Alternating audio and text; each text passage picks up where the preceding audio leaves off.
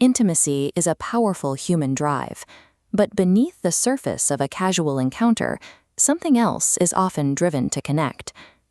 At a microscopic scale, pathogens multiply rapidly, silently taking root long before any physical signs of an infection appear. In the United States alone, that silent multiplication translates to roughly 12 million new cases of sexually transmitted infections every single year. This data shows exactly who bears the brunt of those numbers. Of those 12 million annual cases, a staggering 2/3 occur in people under the age of 25, and those are just the newly contracted cases. If we look at the permanent baseline, an estimated 200 million people are currently carrying viral, non-AIDS STIs, like herpes or human papillomavirus. Viewed mathematically, casual intimacy connects you to a vast, invisible network of prior infections that extends far beyond the person in front of you. This chart illustrates how the network expands. One infected individual passes a disease to 2, who pass it to 4, causing an exponential outbreak. Because many are asymptomatic, they unknowingly pass the disease on. Falsely assuming partners will disclose their history keeps this chain moving. This spread is drastically accelerated by a very common catalyst: alcohol and drug use. Substances biochemically interfere with your brain's risk assessment centers. When judgment is clouded, what would normally be a firm no easily devolves into a rationalized just this once. A strong virus is only half of the equation. Human silence, flawed assumptions, and impaired judgment provide the necessary fuel for an exponential outbreak.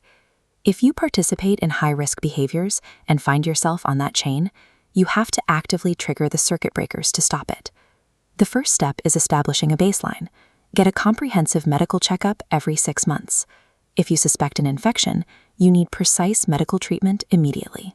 Different STIs require entirely different cures, meaning a doctor must perform a physical exam or a blood test to identify the exact pathogen. Once prescribed medication, you must take all of it. A highly dangerous mistake is throwing away the pills the moment your physical symptoms disappear. This graphic shows why premature cessation is a problem. Taking a partial dose of antibiotics only kills off the weakest bacteria. It leaves the strongest, most resilient pathogens behind to multiply and develop a permanent resistance to the drug. The same biological rule applies to sharing medicine with a partner. Splitting a single prescription guarantees that neither person receives a large enough dose to fully clear the disease. Medical halfway measures provide the conditions for pathogens to evolve, effectively engineering stronger, more resilient diseases. The second circuit breaker is simultaneous treatment. If only one partner takes their medicine, you create a ping-pong effect. The treated partner is simply reinfected by the untreated partner the next time they connect, keeping the chain intact. The third circuit breaker is often the hardest to pull: radical honesty. If you receive an STI diagnosis, you have an ethical, and in many jurisdictions, a legal imperative to inform your past sexual partners so they can seek testing and treatment. Severing the transmission loop requires individuals to prioritize public health and responsibility over their own temporary embarrassment. Of course, the most effective way to deal with the infection chain is to never get on it in the first place. Preventative tools like latex condoms do significantly reduce the risk of transmission and pregnancy, but they are a physical mitigation strategy, not an impenetrable shield. To understand why, we have to look at the microscopic physics. Research demonstrates that up to 50 HIV viruses can fit side by side through a single microscopic defect in a latex condom. That physical barrier is further compromised by environment. High heat from being stored in a car or a hip wallet, or simply passing the expiration date on the package, drastically weakens the latex. Relying on physical barriers is a game of percentages and probability. You can reduce the odds, but a statistical risk is always present. There is exactly one method that drives the transmission risk down to practically zero: delaying sexual intimacy entirely.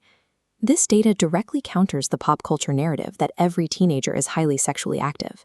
The actual survey numbers show that 43% of female teenagers and 49% of male teenagers are not. They make this choice for highly practical reasons: to protect their physical health from irreversible diseases, to avoid early pregnancy, and to align their actions with their personal, emotional, or religious values. You can support this choice by altering your environment. Group dates remove individual pressure, while investing time in sports, after-school clubs, or volunteer work reduces the need to seek out intimacy purely out of boredom. If you do suspect you have an infection and cannot afford a private doctor, public health clinics offer free or low-cost treatment. The CDC also provides comprehensive, confidential resources online to help you locate care. The STI epidemic relies entirely on an endless chain of uninformed or untreated individuals.